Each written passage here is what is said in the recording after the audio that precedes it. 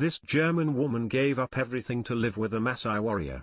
What happened to their son after 12 years?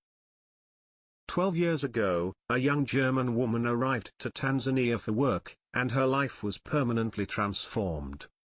She fell in love with a Maasai warrior and decided to live with him in a little hut in the wilderness. She left her comfortable life in Europe to be with him. Now, after all these years, what happened? And what does their son look like now? Stephanie Fuchs grew up in Frankfurt, Germany, where she was born in June 1986. Stephanie was raised by her mother, who traveled from France to Germany, and left home at the age of 19 to see the world. She visited Australia and then moved to England to study biology and conservation at Bath Spa University.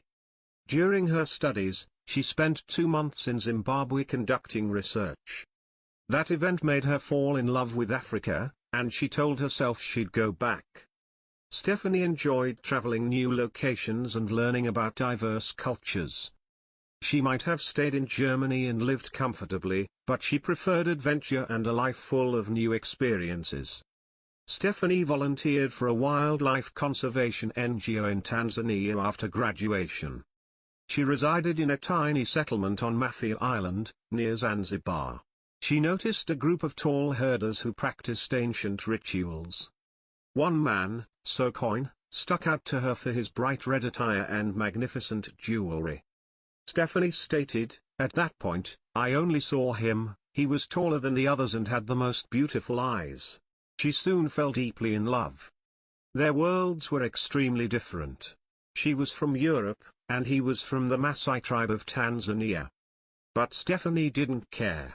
She had lived in Tanzania for a year and had learnt to speak Swahili, the indigenous language. She told Sokoin how she felt. He was also attracted to her. They started dating a week later, married a few months later, and relocated to his family's home in the Maasai steppe. Stephanie had to leave many comforts behind. She lived in a little hut built of mud and manure. There was no electricity, running water, or toilets. She had to use the restroom outside and wash with water from a bucket. Food and medicine were hard to find. At first, Stephanie felt lonely and isolated because the people spoke Maasai, Ma, which she didn't understand. Sokoin spent much time with other warriors, making private moments rare. Sometimes his brothers even shared their sleeping space. These cultural differences led to disagreements and made life harder.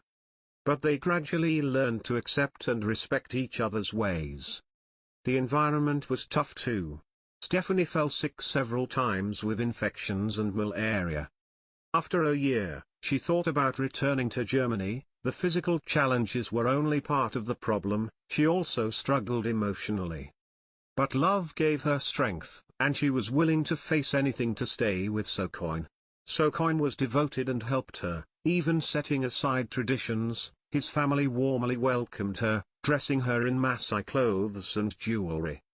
Stephanie welcomed their baby, Yannick, into the world in 2016, which brought joy to their family. She frequently posts images of Yannick on Instagram. He appears to be happy and in good health. Yannick does not speak German, but rather Ma, his father's language. Stephanie stated, "I didn't teach him German because it felt right to respect the family who helped raise him." Sokoin is an extremely involved father. In Maasai tradition, the mother typically cares for the child, but Sokoin takes an active role. He is a caring father, as are many other fathers around the world. He also told Stephanie that he would never marry another woman or practice polygamy, as is customary in his culture. He is completely committed to Stephanie and their son. Stephanie and Sokoin have been married for 11 years, and Yannick is almost 7. Stephanie admits her life isn't perfect or a fairy tale, but she's happier than ever. "I've come to love this beautiful tribe so much," she told me. Stephanie began a project in 2020 with Maasai women to create reusable menstrual pads. She obtained funds through crowdfunding to purchase sewing machines and offer training. This helps women gain confidence and independence. She also launched a cultural tourism website to educate visitors about Maasai life.